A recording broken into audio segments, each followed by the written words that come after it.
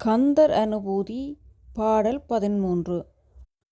முருகன் தனிவேல் முனினம் குரு அன்று அருள் கொண்டறியார் அறியும் தரமோ உரு அன்றரு அன்றுளதன்றிலதன்று இருளன்றொளியன்றென நின்றதுவே.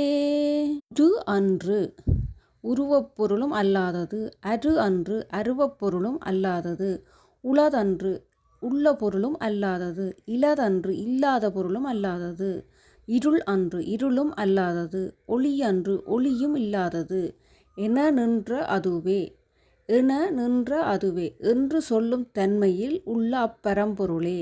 முருகன் முருகப்பெருமானே, நீ வேல் முனி ஒப்பற்ற வேலேந்திய முனிவன் என்றும், நம் குரு என்று நமது பரமகுரு என்றும் அருள் கொண்டு அறியார் அப்பரமனது திருவருளை கொண்டு அறியாமல் அறியும் தரமோ, மற்ற வழிகளில் நாம் அறிய முடியுமோ? முடியவே முடியாது என்று சொல்கிறார்.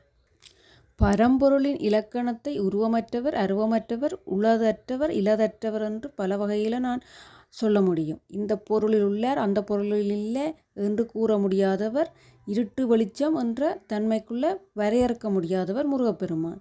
அவர் குருவாக வந்து அவன் அருளியே துணியாக கொண்டு அறியலாமே ஒழிய வேறு எந்த வகையிலேயும் அவனை அறிய முடியாது.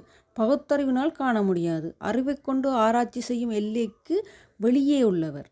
எப்படி ஆராய்ச்சி செய்தாலும் அவரை கண்டுபிடிக்க முடியாது.